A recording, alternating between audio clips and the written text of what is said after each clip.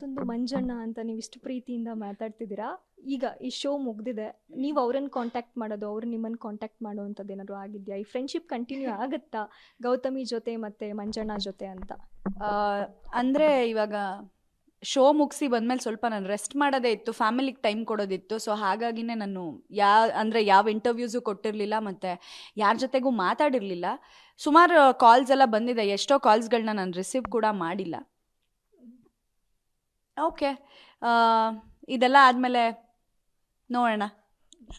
ಮತ್ತೊಂದು, ಇವಾಗ ನೀವು ಎಷ್ಟು ಹುಡುಗರ ಒಂದು ಕ್ರಶ್ ಆಗಿಬಿಟ್ಟಿದ್ದೀರಾ ಅಂದರೆ ತುಂಬ ಜನ ಫಾಲೋವರ್ಸ್ ಆಗಿದ್ದಾರೆ. ಮದುವೆಗೆ ಹಾಗೆ ಅದೇ ಥರ ಪ್ರಪೋಸಲ್ ಕೂಡ ಬರ್ತಾ ಇರುತ್ತೆ, ಇನ್ಸ್ಟಾಗ್ರಾಮಲ್ಲೋ ಬೇರೆ ಕಡೆನೋ, ಅಥವಾ ನಿಮ್ಮ ತಂದೆ ತಾಯಿನ ಅಪ್ರೋಚ್ ಮಾಡ್ತಾನೋ. ಸೊ ಮದುವೆ ಅನ್ನುವಾಗ ಏನು ತಲೆಯಲ್ಲಿ ಓಡುತ್ತೆ? ಯಾವ ಥರ ಹುಡುಗ ಇರಬೇಕು ಅಂತ, ಹೇಗೆ ಅಂತ, ಮದುವೆ ಬಗ್ಗೆ ಏನು ಕನಸಿದೆ ಅಂತ? ಮದುವೆ ಬಗ್ಗೆ ಏನು ಕನಸು ಅಂತಂದರೆ, ಮೊದಲನೇದಾಗಿ ನಮ್ಮ ಅಪ್ಪ ಅಮ್ಮ ನನ್ನ ತಮ್ಮನಿಂದ ನನ್ನ ದೂರ ಮಾಡಬಾರ್ದು. ಅದೇ ನನಗಿರೋ ಒಂದು ಮೇಜರ್ ವಿಷಯ ಅಂದರೆ ಅದೇ. ಸೊ ಅವ್ರು 3 ಜನದಿಂದ ನನ್ನ ದೂರ ಮಾಡಬಾರ್ದು.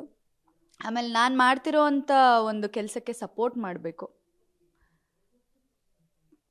ಅಷ್ಟೇ. ನಾನು ಬೆಳಿಬೇಕು, ಅವರು ಬೆಳಿಬೇಕು, ಆ ಥರ ಮೈಂಡ್ಸೆಟ್ ಇರೋದು ನನಗೆ.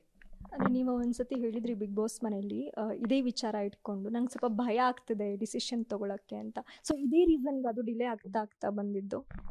ಹೌದು.